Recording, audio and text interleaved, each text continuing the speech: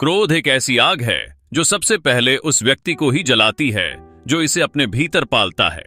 यह आग न केवल उसके मन में अराजकता उत्पन्न करती है बल्कि उसके आसपास के लोगों को भी भस्म कर देती है। बुद्ध ने अपने उपदेशन में इस सत्य को समझाने की कोशिश की कि क्रोध का पतन वास्तव में केवल व्यक्तिगत ही नहीं बल्कि सामूहिक भी होता है।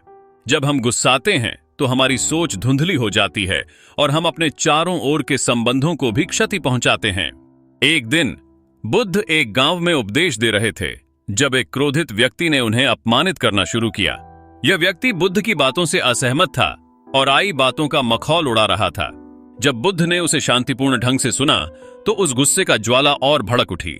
इंसान ने अपनी उत्सुकता और अहंकार के कारण न केवल स्वयं को अपमानित किया बल्कि बुद्ध का भी अपमान किया। यह घटना हमें यह सिखाती है कि बिना विचार किए बोलने से किसी और की भावना के साथ खेलना होता है। रुचि रखने वाले श्रोता ने देखा कि बुद्ध संपूर्ण शांति में हैं, जबकि वह व्यक्ति क्रोधित हो रहा है। जैसे ही व्यक्ति ने बुद्ध पर थूक कर वहां से निकल गया, वह शायद सोच रहा था कि इससे वह अपनी गुस्से को बाहर निकाल देगा। लेकिन जब घर लौटकर उसने आत्ममंथन किया तो उसे अपनी स्थिति का वास्तविक आभास हुआ। उसके भीतर एक गहरी पछतावा की लहर चल उठी। उसने महसूस किया कि नकारात्मकता हमें कहीं नहीं पहुंचाएगी बल्कि हमें बंधित कर देगी। जब उसने बुद्ध से क्षमा मांगना चाहा तो वह उन्हें खोजते हुए दूसरे गांव पहुंचा। वहां वह उनकी चरणों में गिरकर क्षमा याचना करने लगा।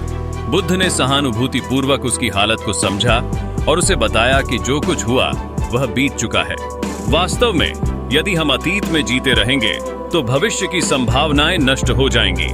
वह व्यक्ति अब अपने गुस्से और नकारात्मकता को पीछे छोड़कर आगे बढ़ सकता था। बुद्ध का उपदेश हमें यही सिखाता है, बीते हुए कल को छोड़कर आगे बढ़ना चाहिए, क्योंकि यही जीवन की सच्चाई है।